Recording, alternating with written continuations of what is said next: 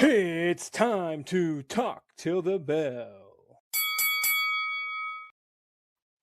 Ladies and gentlemen, we are live and in color here for another wonderful episode of Talk Till the Bell. I am your host with the most, June, here with the referee shirt in the middle of the broadcast this afternoon. To my left is going to be our good friend, Easy E. Boom. We love him. To my bottom right, I've got our good buddy, Micah. Fresh shave this week. Keep the games, you know what I'm saying? All right, here you go, Micah. I got something for you. He was special. I don't know if you heard that or not, but here. He was special. It's Vince McMahon saying he was special. And on top, bro, I told you guys I went crazy today. I've been working on all day on this. And then up top, we've got the Don here with us today. Where's the gabagoo? Where the gabagoo? Oh, that's hot. That's hot. That's hot. Ladies and gentlemen, it is wonderful with you guys joining us today. On the agenda, we've got a lot of things to talk about SmackDown and Raw from the following weeks. But first and foremost, let me explain who we are. We are the Talk Till the Bell podcast, wrestling show, whatever you want to call it. We're here bringing you wrestling news, wrestling topics, stories, breaking news, drama, anything about the WWE really is what we're kind of getting into. We've got a few good segments every episode that we want to really dive into. We've got a few fun games that we're going to be releasing in the future. But for the most part, we're just here to talk wrestling with you guys, with us. So leave, like, comment, subscribe, leave anything you guys want. Tell us we're doing terrible. Tell us you hate our views. But at the start of the show, let's get down to our SmackDown. We have a new Women's United States champion. What do you guys think? I'm happy for Tiffany, but where does this lead Julia? What is the plan for Julia? Tiffany, she's going to be safe. Company's going to love her no matter what. But where does Julia go? Does she just float off and just kind of disappears? Nothingness? Where does she actually? She goes to catering. Back in catering. Keep the momentum going for the title. I hope they freshen up. Julia. I hope they freshen up with Julia and honestly put her in the world title picture. Yeah, I mean, Ripley's over there now. So we got Rhea Ripley over there now. We got a crazy world title spot going on. I want to see anything for Julia with that world title picture because I do not want to see Jade Cargill again. No. He's still on it. He can't get I'm not it. even gonna sugarcoat that one bit. I do not want to see Rhea versus Jade anytime soon. No, let's get some fresh faces in there. Okay. I think Julia deserves it. Julia definitely deserves it. Julia has the potential to be on like Neo Sky level, in my opinion. Mm-hmm. She's good enough. They need to let her do it. Okay, so the real question then could become, does Julia need to break away from Kiana James, or do they keep those two together? Breakaway. I think Kiana James is holding her back. Yeah? Yeah. Maybe put Kiana James in the U.S. Championship picture? I wouldn't. That's not ridiculous. Not ridiculous. James she's also very good. We saw that Elimination Chamber performance. I mean, she was fantastic. She was wild and out in that Elimination Chamber. She had what, 2 eliminations, if I remember correctly? I mean, that's like that, I believe. that's going huge. Wild. That's pretty big. I mean, that is pretty big for an elimination chamber to be able to get to. I mean, we're not talking Kane. How many did Kane get that one Royal Rumble? Yeah, I mean, but no, not level, but no. She's definitely not worthy of just being a manager who wrestles every now and then. Get that. I get that. This is a fun match to watch. I watched that. I did not catch Friday Night SmackDown on Friday night. I fell asleep like an old man. But I watched it this morning, and it was fun. This was definitely a fun match. I don't know. Again, getting back into the company this last 3-4 months myself, just watching it. I don't know a lot of the wrestlers, especially the female wrestlers right now. So I am enjoying every bit of getting to learn these characters and learn the division that is what they've got going on right now. Because again, I've been 10 years since I watched last. So this is definitely. I mean, Tiffany Stratton, she's good. She could be the face of the company if she wanted. Again, not sure if she wants that.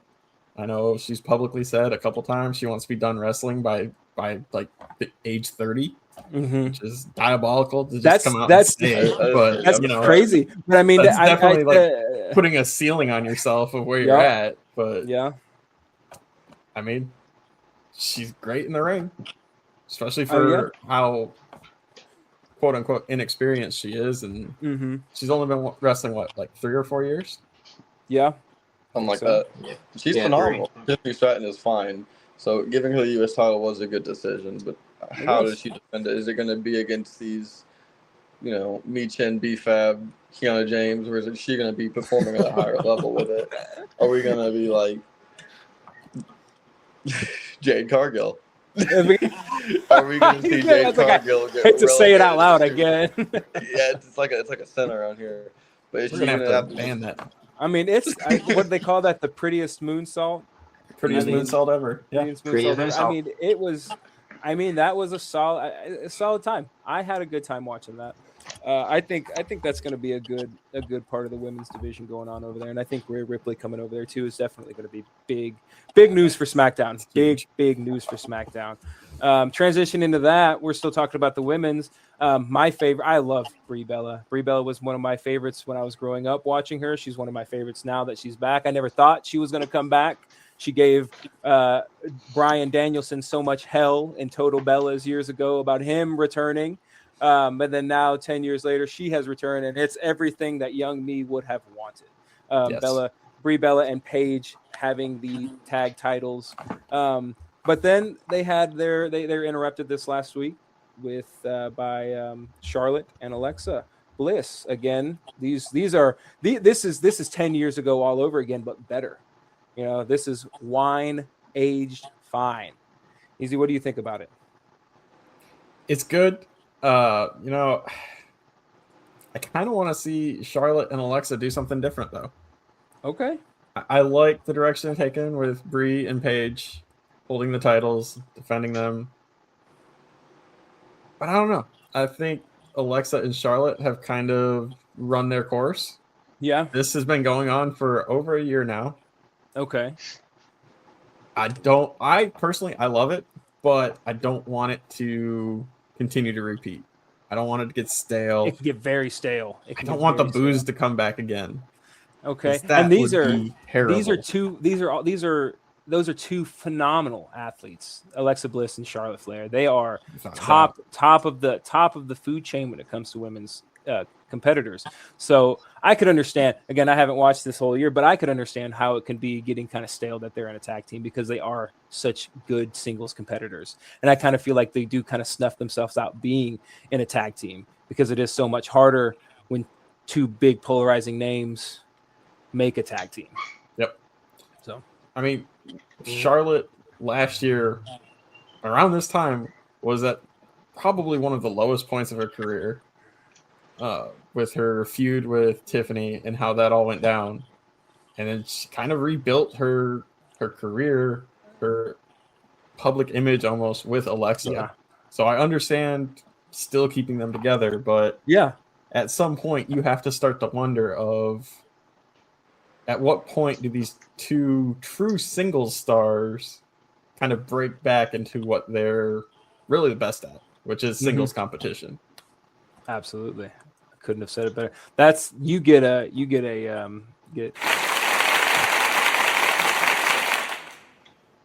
beautiful play.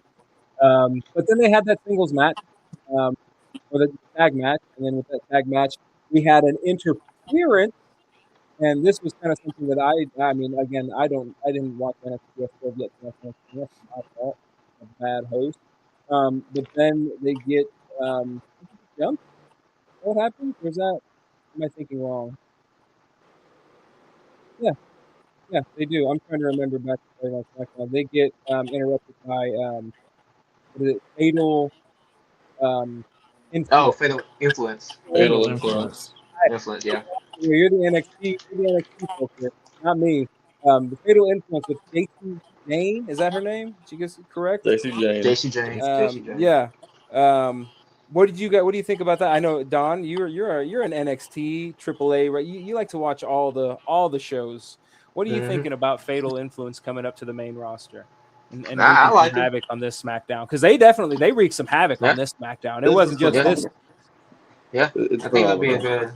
good little faction. Fresh new faces to SmackDown.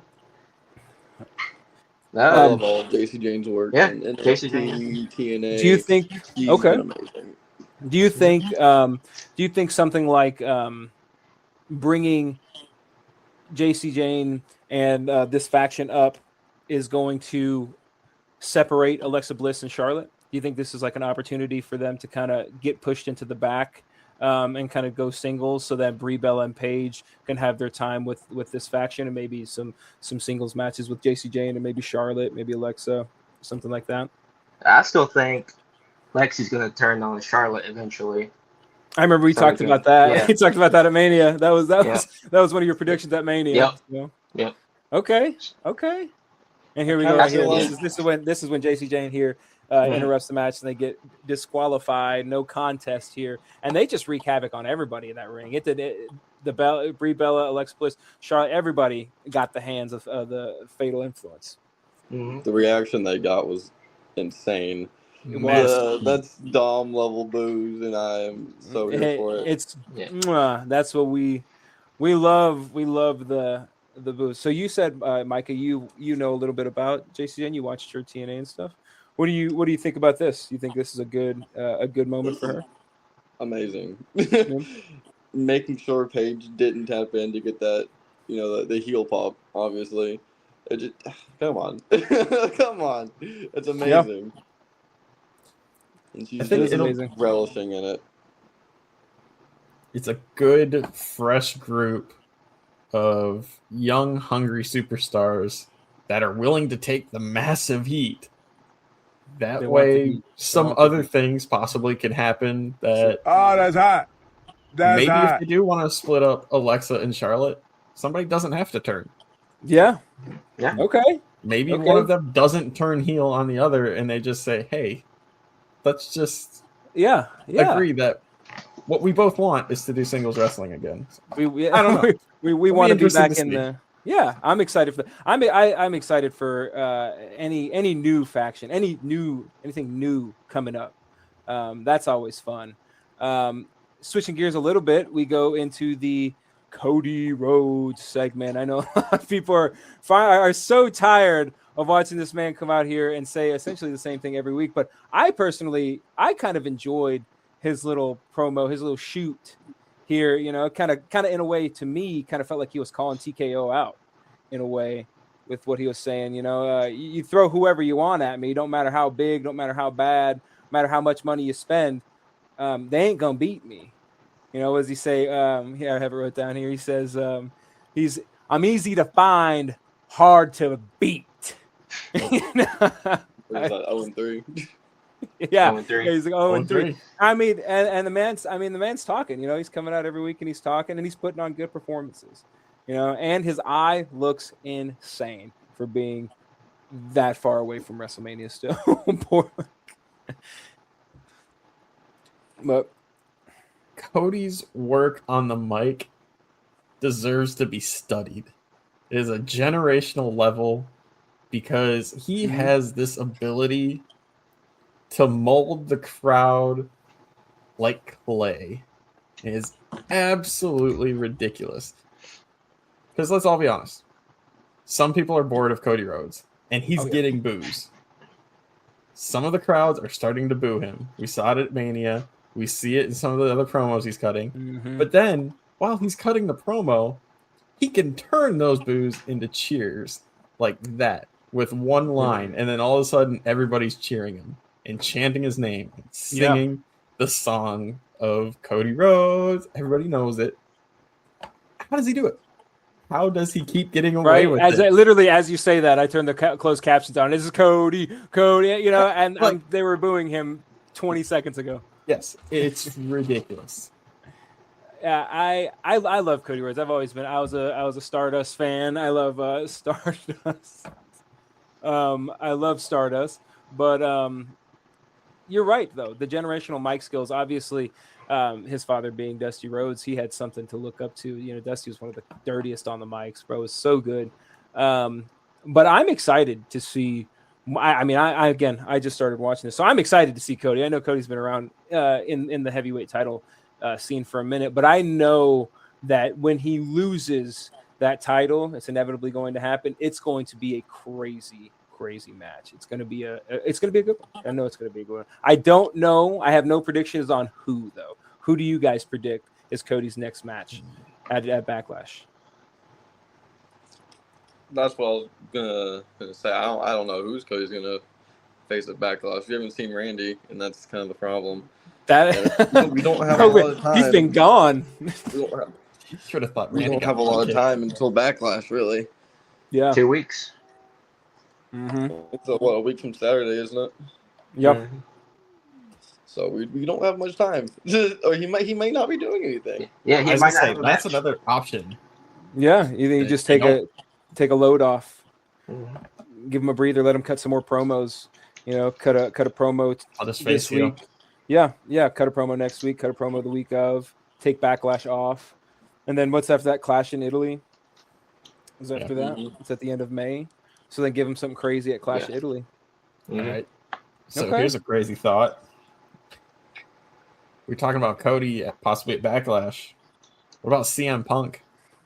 Because they've kind of already planned that angle of like, hey, an opportunity presents itself as he's staring at the belt. Like, I'm I'm not gonna going take to pass on that opportunity. So they kind of opened the door. As much as I would absolutely love to see that, I don't see it happening for a while. It's- It's planting seeds for it. I think Cody has more things going on, but in the future we'll see it because it's just something Punk does. Punk's playing those mind games. I don't see it being soon. I mean, He was See it special. being you months, heard it first. maybe. you heard it here. He was special. I mean, he was a special. I think that's not the end of Randy. I don't think it's the end of Randy with this feud. I think it would be crazy to get a Randy CM Punk, Cody Rhodes at SummerSlam. I think that'd be insane. Triple threat for the World Triple threat. Triple threat. Right. I think they build something. I think they build something at Backlash with maybe CM Punk and Randy, or CM Punk. It just something there at Backlash, and then Clash of Italy, some more. Throw Randy back in there or something, and then SummerSlam, you get a triple threat. Some kind of interference, disqualification. Yeah, like Randy ain't done with it. Randy takes the opportunity from CM Punk because he's pissed off, and something like that. That's my prediction on it. Now that we're talking about it, honestly, with those big names in there, because then you have the opportunity to give Randy the belt or give CM Punk the belt.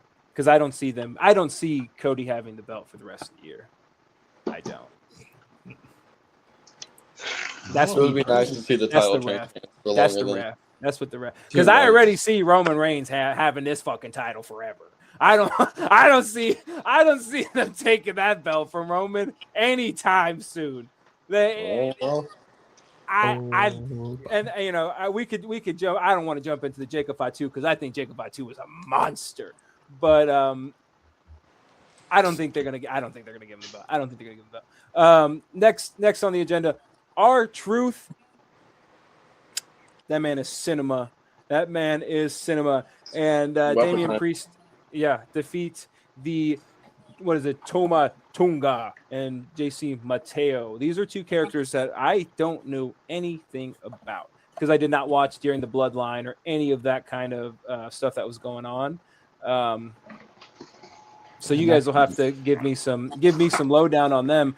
But yeah, what did we think about this? I love anytime R-Truth is in the ring. I don't really know much about Damian Priest. I just know he's a big guy and he throws that damn leg around like it ain't nothing. So It was a fun match. I didn't watch the whole thing, but R-Truth is, childhood hero. you But I can't. You also ain't love never the gonna be Tongans. wrong. I mean, this is really all the tag division we have left. No Fraxium in the ring right now, and that's all we got. No for Fraxium. SmackDown tag. That's literally it. So I'm kind of worried about the tag division a little bit. Right now. See where it goes, because It just kind of taking like champions forever. Yeah, you think they're just kind of taking like a sideline right now, kind of pushing the bigger stories, the other stuff right now, introducing new Tiffany Stratton champions, and doing other things, and kind of like, okay, people are okay with R-Truth and Damian Priest right now. They really really good, crazy athletics, crazy. Yeah, Chasing Mateo is insane. Yeah, he's nerfed right now. Truly, he's being nerfed. I remember him coming onto the WWE scene, and he was a monster. Yeah. Seeing Tour the Isles, his finishing move, once or twice, seeing it every week for like 3-4 weeks straight, and then I don't remember the last time I've seen it, to be honest. I love Tamatonga. Yeah, he is so good. I hope he can go solo at some point, or maybe just him and his brother. It would be phenomenal to see that. He's so good. And he's funny, too. I mean, they're already sowing the seeds for the MFTs to kind of break apart. I mean, I see that. I see a big family fucking breakdown here coming soon.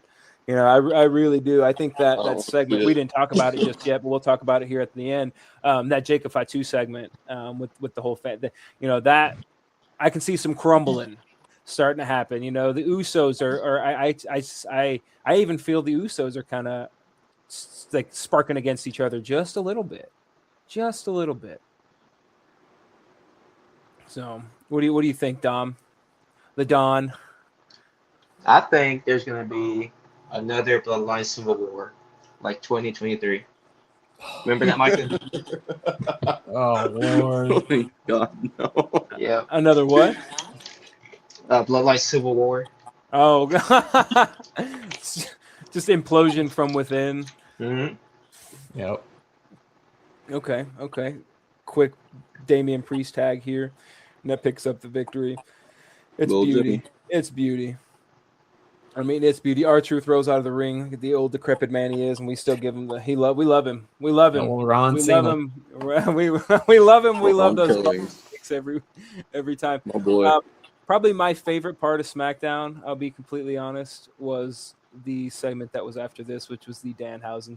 Anything Danhausen is just phenomenal. He's gold right now. He is beauty. He is beauty. Did you guys watch the whole him invading? Without a doubt. It was amazing. I think anytime Danhausen's on screen, it's fun. I think this is just an ode to all the old gimmicks like this that never really made it, that didn't really get the popularity that they deserved. Yeah. And I think he's pulling it off perfectly, and I think he, going into, I'll put up his match with The Miz, because again, he is just a wrestler that a lot of people, I mean, for me, I didn't really even think the guy could throw down too much, but I know you guys have talked about him in previous parts of the wrestling world, and he's been wrestling for a minute. Just a nice circle run right there. Pretty solid. I know he's had some major injuries that were like career threatening. Yeah, which is kind of why he doesn't wrestle as much as he does. Yeah, okay. But obviously, like, he's still got moves. He can still, throw down, but he's just kind of at that point where he doesn't need to. Like, look at how much value he brings to a show without having to put his body on the line. Yeah, and putting him up with people like The Miz. The Miz is phenomenal, bros. He's been one of the backbones of the WWE for a long time, bro. Just does not go away. He throws beautiful promos on the mic. He's always in a good tag team. he can always throw down with another partner. Doesn't matter who they are. Doesn't matter the style of wrestler. You know, The Miz is just all around a good one. And you are cussed. You are cursed. I love You it. guys to remember, Like, this is very good Danhausen. We haven't seen very evil like Danhausen yet. That's true. That We is have true. not. We have Very not true. seen evil Danhausen. Very evil Danhausen is a man to be reckoned with. Oh, We'll yeah. Don't hurt his friends, and don't curse around them. I love him. I love him. It's just good. It's good. It's goofy. It brings lightheartedness back to the ring. You know, it's nothing. It's not to be taken too seriously, but at the same time, it is taken seriously because it's fun, because it's goofy. You know, it has a place. It brings back that comedy break that is much needed in a show that lasts for 2.5, 3 hours, going to 2 hours, whatever it is. You need comedy. You need something Yes. that you can laugh at. It can't be all serious all the time. You can't stay emotionally invested that long. No. So it's perfect. I love it. Like Push the pedal down. Let him go. the silly nonsense of them running into each other, getting in there. And look, he's literally pushing the pedal down to go. So Yeah, it's good. I like Danhausen. I thought the everything that he's done so far in my eyes is good. I think he puts on a good show every time he's out there. What else we got on SmackDown? SmackDown's fun. I'm hoping it gets a little bit. We get the gingerbread Zane. Gingerbread Zane. The gingerbread Zane going crazy on Trick Williams and Yachty during their nice celebration. I thought this again. This just brings me back to being a kid. This brings me back to watching wrestling, being a kid, and these segments where it's like the Edge and Lita sex scene on Monday Night Raw. You know, just those segments that are absolutely outlandish, just so wild. You're just like, what the? But then you're just like, it's entertaining. It's good. I enjoyed this. You know, I did everyone know it was going to be Sami Zayn under that gingerbread? Probably.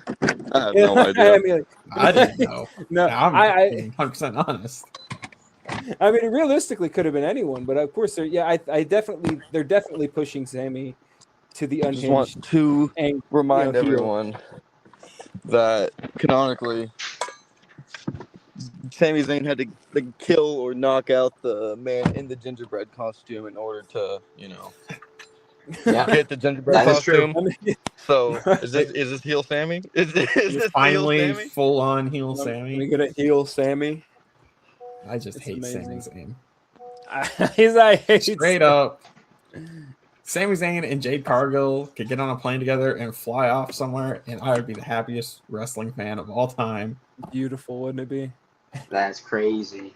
So I don't want to see the gingerbread man on my wrestling programs I'm anymore. tired of him. He said, I'm tired of him. Crash Get him out outta Sami here. Zayn. I don't care about him. Yeah. I don't care about it. Can you guys hear me? No, wait. I Gotcha. can hear you now. What do we think? I know Mike is a huge Trick Williams fan. You know, he's rocking new gold. What do we Whoop think that about trick. that? With that trick, what do we think about him holding that? Fire. He looks so good with it, bro. He is doing the work of his life. And I very much enjoy it. Mm-hmm. It's, I mean, on my screen. Whoop yeah, that trick. it's giving me new age Booker T. Obviously, you know, he's got a lot of tutelage from Booker T. But I see a lot of like King Booker, but it's like the new age King Booker. Boom, Kane to the back, bro, just goes crazy. But I mean, I'm entertained by Trick Williams. Again, I haven't seen him wrestle very, very much, but the match they put on at Mania was good. This segment here was good. Again, I like Sami Zayn, but I understand. Bro looks homeless. We got to just put him away for a little bit. Like put someone else in this title picture. Like, bro's been around for a minute. There's other compelling people that probably could have really good matches with Trick Williams in this division. Mello. Without a doubt. So it's like, come on, Sammy. Him and Mello are Get the backpack, hit I-85, and call it a day. Because it ain't working. Probably the person that has struggled the most with Kevin Owens' injury with his neck is Sami Zayn. That is like his career partner who he has always been able to feud with whenever things start going sideways or he can't find traction. Kevin Owens has always been there for him, and now that Kevin Owens is, we don't know if he's coming back. Kevin Owens may not ever come back. You can see Sammy just spinning his wheels. Oh, I missed that. You said what, Michael? I saw a report that Kevin Owens may be back around SummerSlam. I don't know if it's true or not, but okay. I love Kevin Owens. Love Kevin Owens. I see what you're saying though. Easy. I see he definitely leans a lot towards the being having that feud, having that safety net of Kevin Owens being there. Let's see. Second to last on SmackDown was the Rhea Ripley and JC Jane impromptu match. What do we think about that? The boos were crazy. Insane. I was not expecting that. That's heat. Yeah. I was not expecting that. Big boos. It is hot. It is. They came out to do their job, and they did their job. They are drawing the hate, which is good because again, it's just like the comedy aspect. You need somebody to be that villain. You need somebody that the crowd can hate, but they don't want to see win. They don't want to see be successful, and that is definitely JC Jane right now. For sure. The boos were crazy. The boos were good. That's what you need.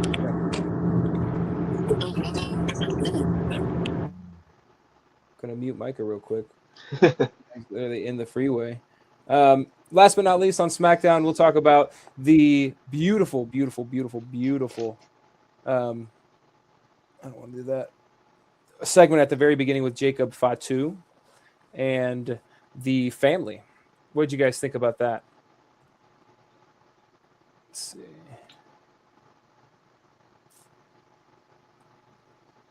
I mean, there's a lot of setup. A lot of setup.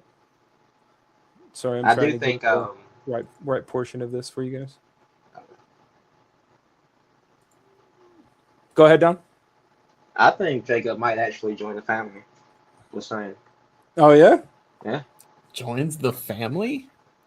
Because gotta think. Elaborate. He said, like what he said, I think last round, he needs everything that Roman has: the money, the championship, the fans. Okay. I think he wants it all. If he wants all that, he has to join the family. I mean, because they back the OTC. You know, I mean, they're backing the OTC. So yeah, I get what you're saying. He would 1000% potentially need to join the family from the inside, take it over, get them on his side, get them in to doubt Roman, have Roman lose that confidence of having the family back him, make it a little harder. What if there's another like psychological aspect of it, of like kind of like tribal combat almost, of like, I want what you have, but I don't respect you yet. Let's fight, and when you beat me clean, you'll have my respect, and then I'll acknowledge you. Okay. So maybe Roman has to put Jacob in his place, as Roman does, as the tribal chief, head of the table. You know, put him back in line. Line him up, knock him down. That's true. Line him up, knock him down. Jacob's not beating Roman. No.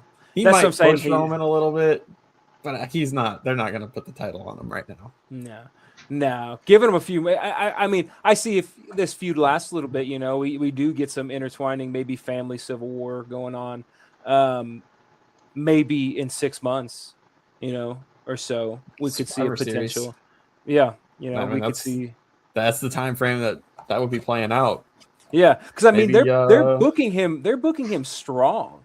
Like they're booking him like he's taking on an entire faction alone. Usos just watching over, like, okay, we ain't got to do anything. Yep. You know, like so, like they're putting him on heavy. Seeing all Samoan war games, MFTs versus the Bloodline. Ooh, it'd be magnificent. Let's see if Micah's back. Yeah, his screen went black, but it's hard to tell. I like that. I thought this spot right here was crazy. I thought it was sickening. I thought it was exactly what we needed. Again, just to show this ruthlessness, to show this carnage that Jacob Fatu can put in there, and that he's coming. That he's coming with a vengeance. He's not. This isn't just him. You know, this isn't just a family feud. You know, he genuinely wants to take what Roman's got. I do have one big hot take with Jacob Fatu right now. Here we And go. Oh, that's hot. That's It's hot. nothing to do with anything that he has done. It's more of something kind of against WWE's long-term storytelling. Uh-huh. It's hard to get behind any feud with Jacob because there's so many like lingering questions around him still. Of like thinking back to how long ago was that, Fidel, when he had his injury, quote unquote, when he had to leave for his mouth, his surgery. Is that about 9 months ago? When the mystery attacker left him in a pool of his own blood, some of his teeth on the floor in the back. Whoa. And they just kind of left that. Uh-huh. And that's never been answered. And that, I think, will always be like hanging over Jacob of... It's hard to see a storyline go unfinished while they're jumping into different storylines with the same person. Yeah. Okay. Yeah, just kind of flopping around, unfinished. You know, It's hard to have any credibility. hard to have any credibility. Segueing into our next topic.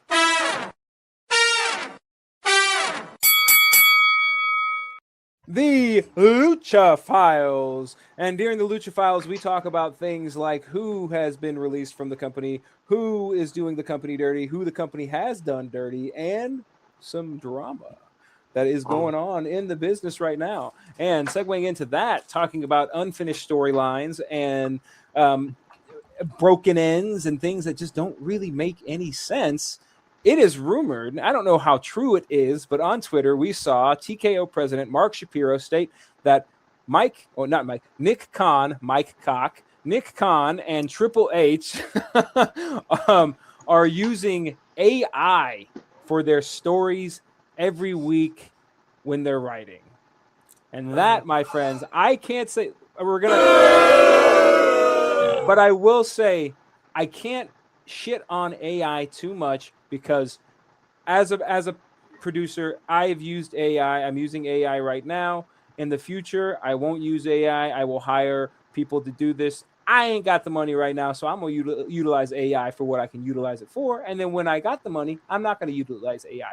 But what TKO is got is a lot of damn money. A lot of money. So they should not be using AI in this situation, because we get storylines like Jacob Fatu getting a shit rocked, and then he comes back and then nothing else is ever said about it again because potential use of AI.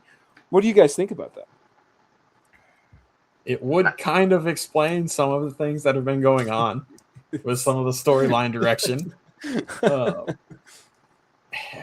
it's really, honestly, it's hard to believe. Yeah. Especially after, the documentaries come out, Unreal, seeing the writing room and seeing the amount of resources and brain power that they have to throw into story direction, and they're going to AI? Wait, what? You have Paul Heyman in your writing room sometimes. Why? What do you use what you have? So it's really frustrating. You've got you've got Paul Heyman, you've got all these really talented writers that have been with the company, but you also have a slew of writers who are at the door every day, I'm sure, asking, pitching, throwing anything they can to try to get a foot in the door, just to say, hey, I've got some ideas on good storylines. I've watched WWE for 10, 15, 20, 25 years now, and I think I could do some. Pay me $20 an hour. Don't have a subscription to Gemini or to Sora or to Grok for $100,000. You know, you're giving these companies all this money. Give it, because again, you hire people that are in the WWE universe that have the skills to. I'm not saying just go up to any Joe Blow that's in the audience and say, "Hey, write me a storyline." But there's people that are watching WWE every week that have these, degrees, that have things under their that have things in their repertoire, that have the experience, that can write good content, that can write good, compelling stories, and they're just not being able to. They're not being utilized. And if this with them utilizing AI for storylines is legit, that's sad. That is just sad, as a company like that, because 30 years ago, 20 years ago, 15 years ago, when AI wasn't prevalent, 10 years ago, the storylines were just as good, if they're better. They copy and paste a lot, because what does AI do? AI uses data that is already existing, so it's recycling those things. And that's why we see a lot of those same things. I'm not a huge fan. I'm a fan of AI. I think AI can be used in the proper way. I think it could definitely advance human technology and human living in general. But I don't think it has it has no room in a writer's room. No room at all. I agree. No. No wonder SmackDown's been asked. AI, give me Friday Night SmackDown for for this date with these characters. Give me 5 matches, 2 promos. Right? A funny ad with Danhausen. I need all these things. Write and then the script get it. for me. They get it, and then they print it out, and they say, "All right, here, Joe Blow, send it, edit it, and make sure it makes sense." And then it's not going to make sense no matter what you do, because you told me I can't edit anything. You just want it to make sense on a teleprompter. So yeah, Don, what do we got for releases this week? We had some crazy releases from the WWE this week. Yeah, we did. We had the entire Wyatt family. That's crazy. Here we go. Who else we had? Zoe Stark. Zoe Stark. Yep. Who else we have? Zoe Stark. Zoe Stark. Bo Dallas, Uncle Howdy, poor guy. Joe Gacy. Who was it? Nikki Cross, Alba Fry. Is that how you said? Yeah. Alba Fire. Alba Fire. Who else? Aleister Black and Zelina Vega departed. That's crazy. That's crazy. And then you got who else? Motor City Machine Guns also departed. Biggest departure, in my opinion, Kairi Sane. Kairi Sane, throw it down. Middle of a storyline. What are you doing? A big storyline too, not just like a throwaway story, but this has been building for. Asuka is an anime villain.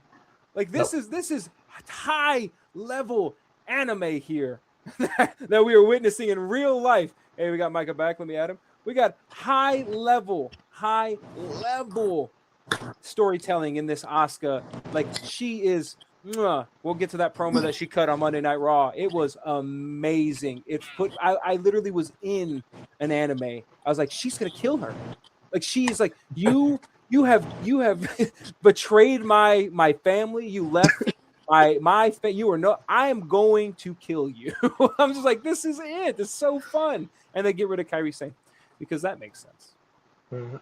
I just will never understand. What do we think? Why? Why do we think this happens?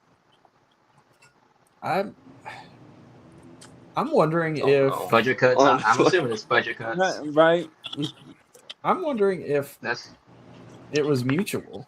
If maybe Kairi was looking for a way out, because after the releases broke, like she was in Japan like the next day.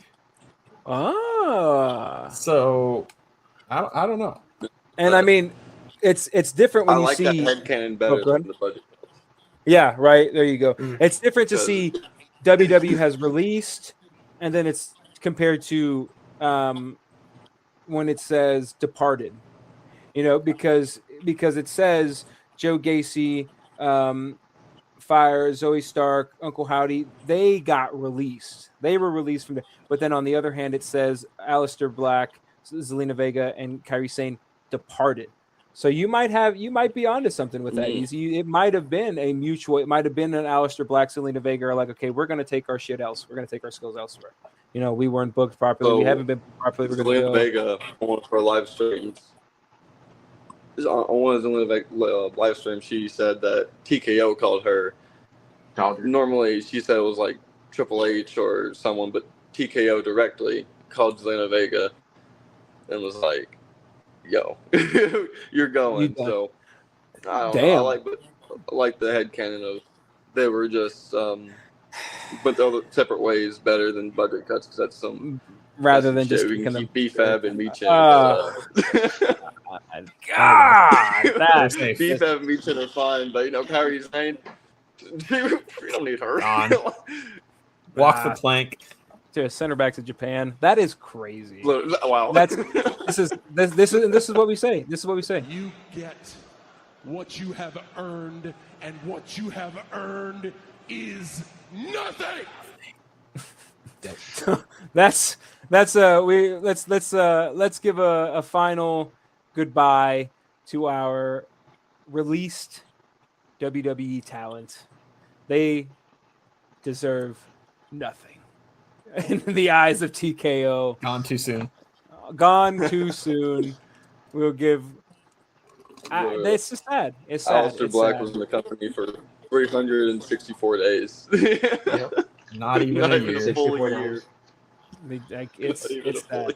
It's a sad time. But, you know, just because people get released, the show's got to go on. And let's talk about the longest running television network show in existence, ladies and gentlemen. Everybody's favorite, Monday Night Raw. This last week, Monday Night Raw was pretty good. I mean, Raw has been cooking. I hate to say they're using AI for SmackDown, but they're using AI for SmackDown, and they're giving all the juice to Raw. So that's we had an opening segment with our beautiful Braun Breaker talking some shamak to a Mr. One, Seth freaking Rollins, and it was just a. Solid. It's just a solid feud going forward. This is just Seth Rollins is just, you can just tell he is pissed. That is, I feel like true anger and frustration in that man's face. And then Braun Breaker he's just like a little fly. Just a big fly. Yeah, right. A big fly just all around Seth, being a thorn in the side. And I think this is going to be a fun feud. Seth is at the top of his game right now. And honestly, he has been for a while. Yeah. He's the best. Like, yeah, I can't even say anything against it. He's just the best. He is the best top to bottom. He's got the moves in the ring. He's got the skills on the mic. Yep. It's just the value he adds to the company. You can tell when he's missed, and when he is out with an injury or missing time, it sucks. So it's good to have him back. It's good to see promos like this again. It's kind of old school. It is. It just throwing the mic at Heyman, and Heyman just, like, you know what he's doing. It was beautiful. It was a beautiful segment. It was a very, very beautiful segment. I've never been the hottest on Braun Breaker. I know he has potential and talent, but I didn't gotta miss him a little bit. We needed this for Mania though. Like Gunther and Seth was awesome. But this feels like more of a Mania build-up than anything because how long this is. I get it. Braun Breaker was injured, a hernia, can't wrestle. I'd like to see him do a spear after hernia surgery, but we needed this for Mania, and it's good. We're finally getting this. I'm pretty sure that was a plan for Mania. And I see Braun Breaker somehow I remember the Don told me this at work. He was like, he's Big Bronson Reed getting involved No, Backlash. with the match on Saturday or next Saturday. Okay. I'll return. Okay. Mike out for a second. Mike out for a second. Okay, that's nice though. I like that. I've been a fan of Seth Rollins forever, ever since he came out with the Shield, and then when he turned on everybody, it was cinema. I hated him. I hated heel Seth Rollins, but I still loved him because again, he brought what the WWE needs, and he's been in the business long enough, and he's at the top of his game right now. I'm going to be excited to see him in another 5 years because at that point he's going to be like seasoned.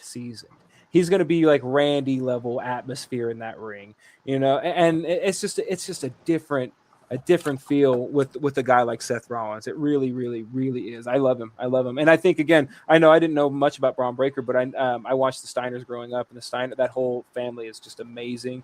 Watching the beginning of watching that segment at WrestleMania with Braun Breaker, bro. I've seen videos of just like short form content of just his spears throughout the years.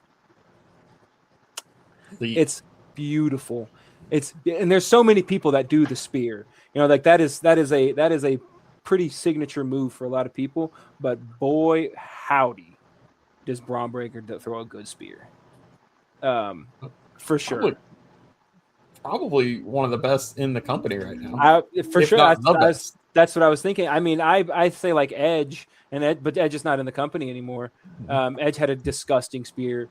Roman Spears, okay. It's all right. Roman Spears, all right. It's all right. But jumping ship, my favorite wrestler on Raw. I mean, just my favorite wrestler right now in general. The Intercontinental Champion, Penta. Bro, Penta is that dude. Every time bro is in the ring, every time bro has a microphone, it is a piece of gold, just shining bright. And then they've got this really cool angle with Rusev right now, and I think that's awesome because I personally love Rusev. I think Rusev is great. I think he's a big powerhouse player. I love that he's in the championship. You get a quick little roll up for the victory on Rusev, and I think that right there is building a lot of heat. But that right there is building a lot of heat. That's what I would think. So that match had a lot of really good spots. But the thing that I took the most from it is the fact that it was a pin-up victory like that. It was a roll-up victory. It was something quick. It was something that, Penta got one over on you. Like he didn't let you get to the bulk of your repertoire, the bulk of your arsenal as a wrestler. He beat you quick. And that's not what anyone, especially someone like Rusev, would like to have happen to him. But that's exactly what happened. But then we also have, what's his name? Adam. Is it Adam? Is that what his name is? Adam Pearce? Ethan Page. Ethan Page. Adam Pearce, Ethan Page, yeah. A bunch of white guys, bro. It's so hard sometimes. Ethan Page out of the ring. And, And just adding more fuel to the fire, to this feud, putting himself in the Intercontinental Championship lineup here, and then you get our favorite Javon Evans bouncing right back down here. Boom, we love Javon. We see Javon with the Intercontinental Championship on him. So I think they're going to put the title on Javon in some kind of like fatal 4-way. I see a fatal 4-way with these 4 men right here. What do you guys think? Maybe a Backlash. That could be fun. Maybe a Backlash fatal 4-way. Because again, Javon is up. This is Javon's opportunity right now. Like he showed himself at Mania in that ladder match, and he put himself in this spotlight. Like if he would have whiffed and he would have botched the moves, I don't think he would be in the spot that he's in right now. But brother is insanely talented, and he deserves a spot. And I think out of all that match, I think they're definitely shining bright on the 2 stars that shown themselves the most. JD McDonough at WrestleMania did put on a phenomenal show, but I don't know what they're doing with that whole. They've got something cooking for that storyline. They don't want him in that title picture right now. But I think Rusev and Javon Evans are the 2 that shown the most talent and expertise in that ladder match. So I think that's why they're getting this really cool push. And then Ethan Page is a big name to put into something like this. So what do you guys think? What do you think, Easy? I like the idea of the Fatal 4-Way. I think the next IC title should not be another face. I think it should be a heel. I think it should go to Rusev. Yeah, okay. Going from Penta to Javon Evans, that's just not fair to Javon Evans to follow in that footstep. He doesn't really have like a villain to put him over even more with the crowd. It could backfire, I think. Okay. And plus, it's hard for Penta to lose to somebody like Javon Evans, because then does he turn heel to go after Javon Evans? That doesn't make sense. He goes and takes the title from Cody Rhodes. Yeah, we got Penta running SmackDown, boys. I also want to see Rusev with the title. I agree with you. Rusev would would be be too ridiculous. good to not have a I title. think Rusev deserves his flowers in the form of some gold. Rusev definitely deserves it. Okay. He survived the cuts. You're right. He He survived. survived the cuts. He survived the cuts. And people are, and that's the thing with Rusev. People have always loved and hated him, but that's because he is a true heel. He is truly a heel, and that is really good at it. Really good at it. It's really good at it. Throwing people Love around that. the ring, giving the nasty faces, the mean mugging looks. He is good. What do you think, Don? I think he will become IC champion by the end of the year. And then Sheamus comes back, beats Rusev, and then we get Grand Slam. Sheamus. Okay, Yeah. we're putting big That's up to Sheamus Sheamus Grand on Slam. there. Hey, yo, that's a gong moment. So I have a separate theory about Sheamus. I have something I just have a feeling about is instead of letting Sheamus do something meaningful, they're going to feed him to Oba during one of his open challenges. And actually sort of give him a competitive match, because that is who Sheamus is. Okay. But I do think Sheamus will be one of the first people to come out and be like, "You think you're tough, kid?"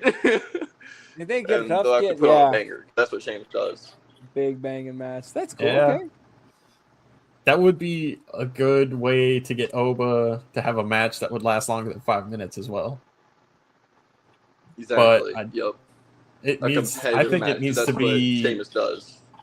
a couple weeks from now. Let Oba squash a couple more people, and then he can have a drawn out banger of a match. I do like that idea. I like that. Okay. The problem with me feeding more people to Oba would be people are going to turn on him soon if it just keeps being the same Big thing. guy. Let's just feed this guy to Oba. Let's feed this guy to Oba. No, I think the fans need to see Oba go instead of just feeding jobbers. Basically, I hate using the J word, but Yeah. But He that's has to what collect that's, XP. he's got to collect XP. He's got to get bigger. Yeah. That's what realistically. That's what's happened. We'll switch to the Oba segment. That's what's happened. Sweetheart. That's what's happened with big guys in the past. Is we'll switch to the Oba segment. What's up, sweetie? The Oba segment here. Hey, everybody! Everybody say hello to Ivy. Hello, Ivy. Hello, Ivy. We're just recording our episode here, but yeah, we'll switch gears to speaking of Oba. This is what happens with big guys. This happens with big guys, tough guys all the time. They get thrown out there, and it's squash. People are tired of that. Literally. People don't want to see squash. They want to see good, talented matches. They don't. I mean, this is fun. It's fun seeing Oba throw a tiny guy around, but we've been seeing Oba throw that uppercut though. That uppercut is something to talk about. Now hold on. Grayson Sorry. Waller is not a tiny guy. Grayson Waller's a big dude. He might look small. Not. He's compared to Oba. I mean, Oh. anybody compared to Oba is going to be Anybody small. compared but, to Oba, I mean, like that is a grown ass man, and Oba threw him like a sack of potatoes. And then this power bomb Look at this fall from grace, executed too. fall from grace. Flawless. It's flawless. Exactly where you want him to land. It was, and he just had the smirk. And then he picks up the mic, and he ain't going nowhere. But I do believe you're right. I do believe you're right on the fact that if they continue to book him as squash everybody, he's going to get some boos. People are going to get bored of it. And they need, and I mean, I like already seeing Ryback comparisons. That's wild. TikToks everywhere. I'm already seeing comparisons. Those people don't know and ball. I need them to steer away from that immediately. That Ryback was they just them to steer away from. Those people need to go watch some NXT highlights and watch some old Obafemi matches then, because they obviously don't know ball. Because that man, he can put on some banger of some matches. Mm-hmm. And they have to give him that. They have to give him the opportunity to have a match that's longer than 3 minutes. That has a match that shows his athleticism, that shows the fact that he can move around in this ring, like people like Roman Reigns and these smaller guys who are still big and powerhouse, but they move around quicker than the Big Show, quicker than So it's they go ahead. Oba is not your typical like WWE giant wrestler. He is an athlete. He was a college track and field star. He can go. He can have long matches. Yeah. I think, again, this is part of the problem with like the long-term storytelling of WWE, as well as the day and age of society where we're at, of we want everything now. We want everything fast. We want that dopamine hit. We want what we want, and we can't wait for it. This is something that we should have to wait for. Yeah, okay. I like that. What do you think, Don? I do agree with that. I just what you got, Micah? Go ahead, Micah. I do agree with that. He needs to be a slow build and not just thrown at us like, oh, boom, here's this guy. You're going to cheer for him. Because that's what they do with Roman in big dog years, and it didn't work. He got booed. So, yeah, a slow burn, but not too slow. Not too slow. Yeah, I think giving him the mic every week is a good idea. I think it's building those skills. I think it's really showing that he is not just a guy that's going to be around, like he's going to be able to cut some promos, get under your skin, and get the WWE universe behind him with the things that he says. This kid. Slow and steady wins a race. There you go. Yep. What's great too is Oba is not going to be your typical face or typical heel. He's already kind of in that like Randy Orton sweet spot of he's gonna be able to do whatever he wants and people are gonna cheer him. Yeah, he's Obafemi. Like he gonna throw RIP. He's gonna throw Mae Young around, and people are gonna say, as people are gonna scream, "Yeah, this is what we want." I know. Come around this boy. I've been sniffing around some comment sections too, and people are already saying of like, who's his first rivalry going to be, and which heel is it going to have to be for him to have a rival against? And it's like, it doesn't necessarily have to be a heel. No, anybody. He could have a rivalry with a big face and show that this guy can just do what he wants. Literally. Like, who's going to stop him? Yeah, bro, Micah's camera. That is so funny. Hopefully, they go with that route. I think Eric Smooth for me. Hold on a second. Eric Smooth for me. Huh? Eric Smooth for me. I can't hear him. No, here we go. Fidel's having technical difficulties. Fidel, do your quick recap. Let's see.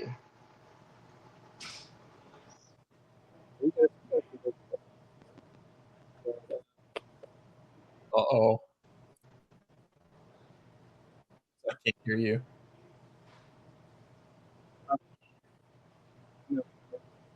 We need a technical difficulty screen. Yeah, right. We do need a technical difficulty screen. Oh, there we go. I got you back. All right, we good? Am I back? I got you back, yeah. All right, let's see. Let me add. Yeah, I can hear Eric now. Yeah. All right, everybody good. Right.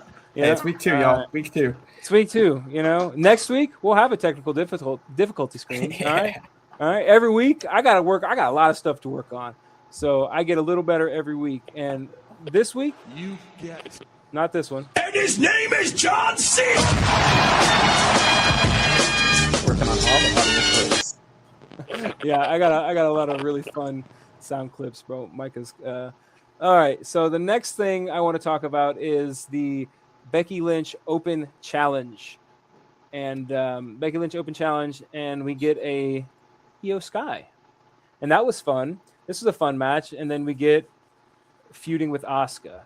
So now Asuka is taken away from the Kairi Sane thing. You know, we're just kind of dumping that away, and now we're just going to focus on these two. We're going to focus on Asuka, and we're going to focus on Io Sky. And Asuka just goes crazy. Asuka goes crazy on Kairi Sane. Not Kairi Sane, but on Io Sky. And it's kind of nice to see because I remember when Asuka first came to the WWE, I was a huge fan. And then obviously I stopped watching, but coming back and watching and being able to see her again, she's just as ruthless as she's always been. And that's fun. I love that. But what do you guys think about this one? I think Asuka. Go ahead. Go. I think I would like to see Asuka as champion again. It would elevate her character a little bit more. Okay. Have There was some stake in the game. Yeah. Have Io go after her, then Io wins championship again. Yeah. Okay. I mean, that would be a good booking, though. You know, you take the title from Becky. Asuka takes title from Becky, and then I feel like it'll be like Asuka beats Io. Io goes in hiding. You know, just takes a break. Asuka wins title. Io comes back, beats her for the title. Type situation. I can see that. Especially with the fact that Kairi Sane is now gone. So please. I mean, the Io Sky part of the feud is honestly just the next progression in the feud that was already going. Going back to what was that? For the Kabuki Warriors? Yes. Kabuki Warriors. Yeah, the three of them. All right. So like, there's already that relationship there with Asuka and Io Sky. We just need the next level of it. Well, Micah Crispy. Yeah, that's the next level of it. Again, she cut that promo during it, and let's see if he's good again. Bro, Micah, you sound like the Frito-Lay's chips the box that I see. But the promo she cut was good. I thought it was good. I think Asuka's great. I think she's definitely building this feud. I mean, I'm a Becky Lynch fan, but I'm kind of tired of Becky Lynch. And that's kind of sad to say. I'm just like, you're the man, you're the best, whatever. I've heard it for forever now. Like, her moveset is, she's not doing anything in the ring that's really like, oh, damn, Becky Lynch is, like she's top of the game right now. It's more or less just, okay, it's Becky Lynch. We know who Becky Lynch is. Micah, try to rejoin. You're crunchy.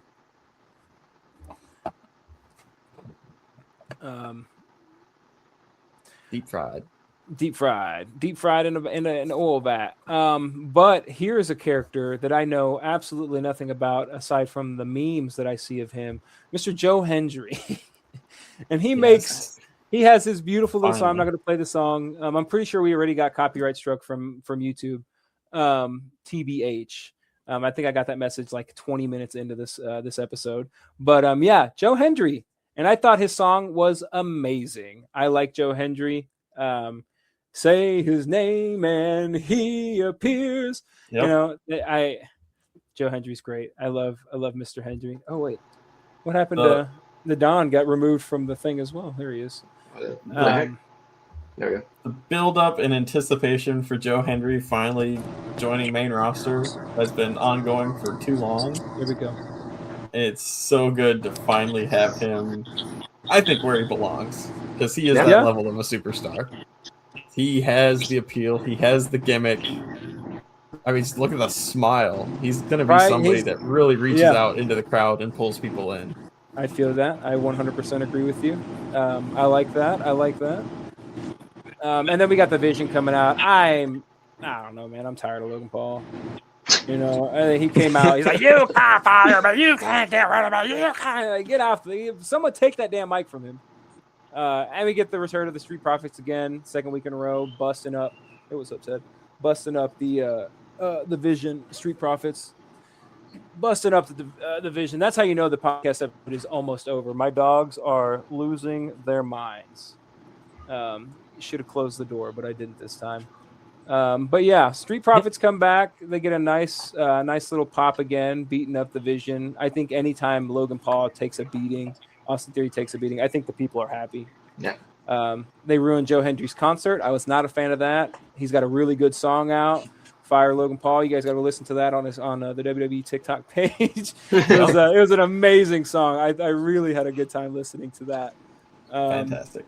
Yeah, and then we get the Mask versus Mask preview match. You know, we got with El Grande Americano asking Ray, "Please wrestle me.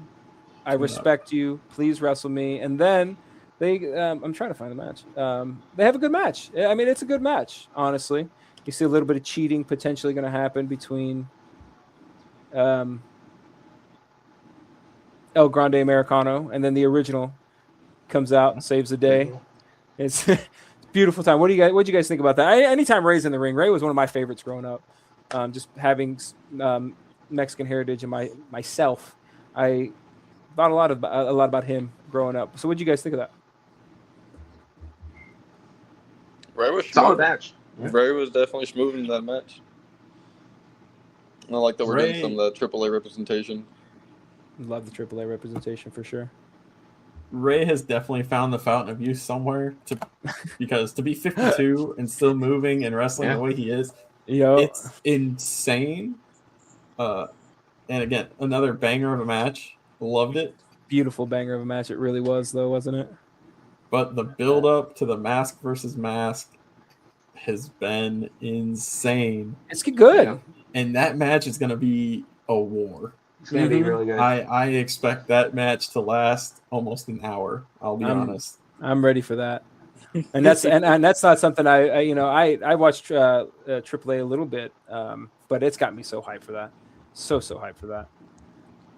What do you think, Don? I know you're a big AAA guy.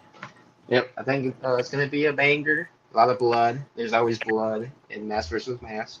Nope. A lot of blood. But I do think, at the end of the day, what's his name? The OG is going to get it. OG going to get it? The OG's going to get it. And then we'll get Chad Gable's going to come back out of nowhere. Just randomly. Yeah, randomly. Out of nowhere. It's been a long time since we've seen Chad Gable on screen. Mm-hmm. I have missed Chad Gable a lot. I love that. Probably one of the most underrated and undervalued wrestlers in the entire company. Yep. Most def. Most def. Broken move. Yeah. His hurt angle. I hate luchadors.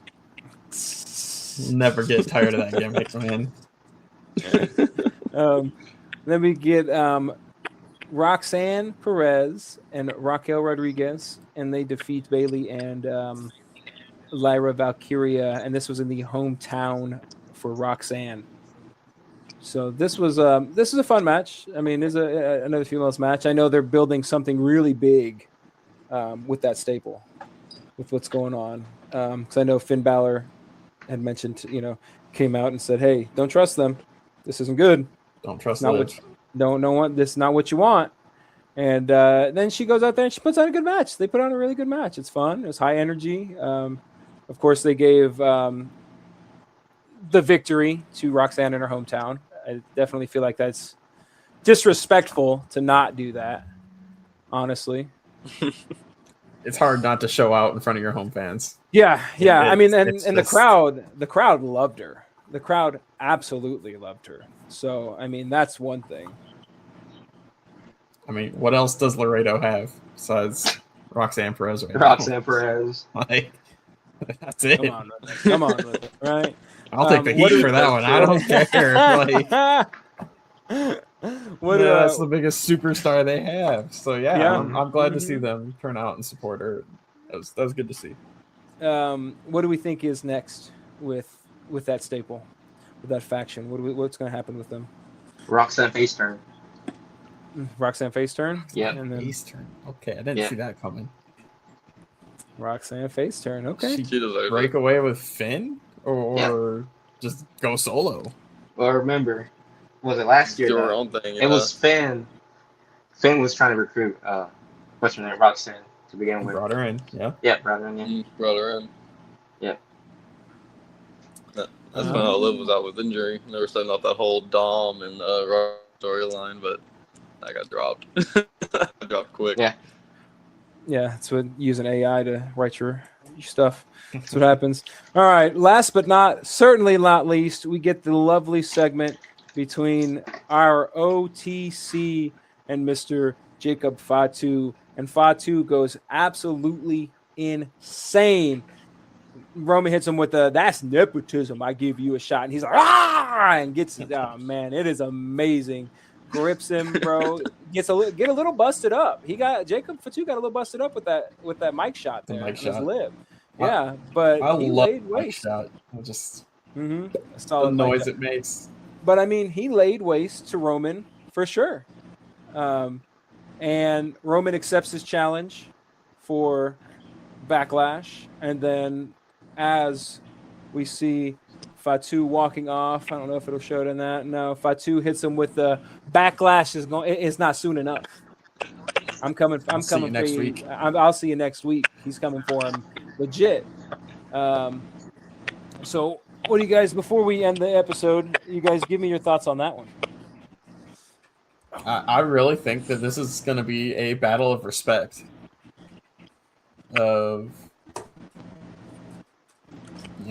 Jacob wants to earn Roman's respect before acknowledging him. And I mean, obviously, we talked earlier. We don't think he's going to be taking that title from him. Definitely not. No, So I don't see my that main happening. concern with this is, so Jacob does lose. What does Jacob do? Does he fall in line with the bloodline? They're building Jacob so hot for so long. Is he just going to fall off, or is he going to continue? That's what I'm worried about. Is what's going to happen after. After he loses. Does he acknowledge Roman? Does he, join the family? What's his path from here? I don't want him to lose that momentum that he's been building for so long. And again, that That's goes my- back to the whole shtick about the WWE long-term storytelling is we don't have enough conclusions with Jacob Fatu to really even take a good educated guess of what is next for him. Like, he's so random because of the storylines. He can do whatever he wants. And, it'll be interesting. It's definitely going to be an interesting thing to see. I think his ruthlessness has really shown this last few weeks. And I think it's only going to get worse. I definitely see him attacking. I think Roman will get the upper hand next Monday. You know how they do the back and forth. One upper hand 1 week, upper hand next week. I'd be interested to see if Fatu gets the upper hand in 2 weeks in a row. I'd be very interested to see. I think if they maybe try to book him real strong the next few weeks, and then Backlash comes, he just maybe gets put in line. Maybe he gets put in line. What do you think, Don? Yeah, I agree with you. He'll probably go over on, was it Monday? Yeah. Yeah. He'll spend tall on Monday and then come Backlash. Roman gets we have tomorrow. We have Friday. So Friday. He might. Yeah, not tomorrow, but 2 days. He might. Jacob's a SmackDown star, really. So yeah. Yeah. That's he might true. come out talk some more smack. Yeah. Oh yeah. Beat some more MFTs. Yeah. Yeah. I think the Roman. Show SmackDown. It's very easy that the Roman and Jacob match at Backlash ends in a disqualification match of some kind or interference.